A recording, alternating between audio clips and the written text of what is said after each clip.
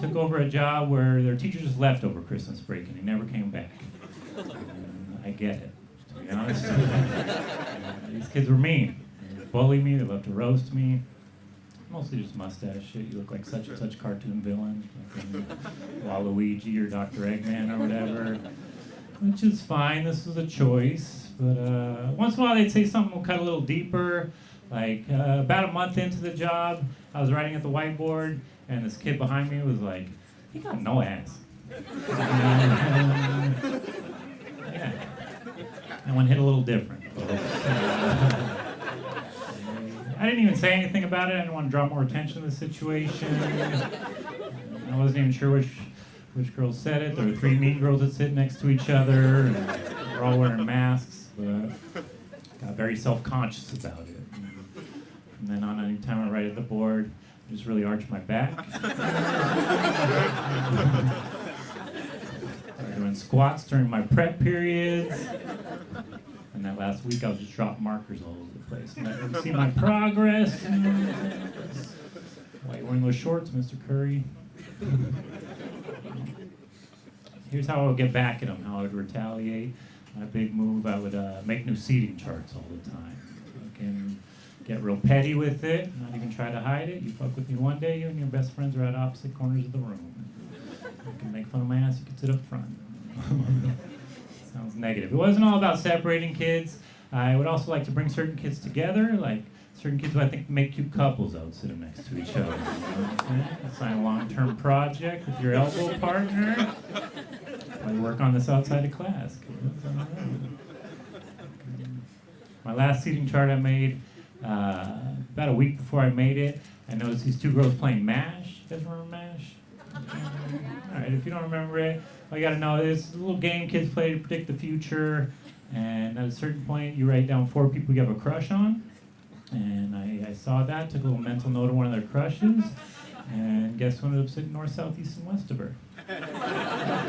All 4 of her crushes, people. All 4 of her crushes.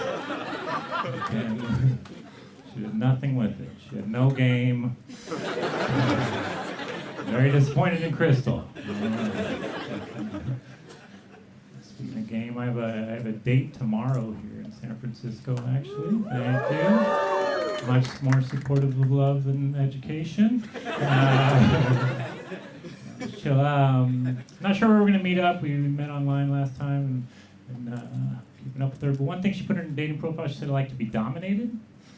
So, yeah, if anybody knows of a bar with a ping pong table, an excellent serve, folks. Put a lot of spin on it. Reach, not a euphemism. Fuck her up at ping pong.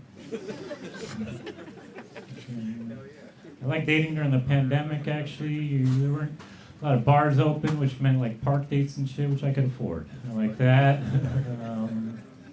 I had my first Netflix and chill date during the pandemic. It was like a first date Netflix and chill situation, which was pretty rad. I suggested a park date to this woman. She's like, "We don't have to do all that. You can just come over and watch a movie." Fucking thank you. It had been a while for me. But a little bit of advice, I would say, for Netflix and chilling.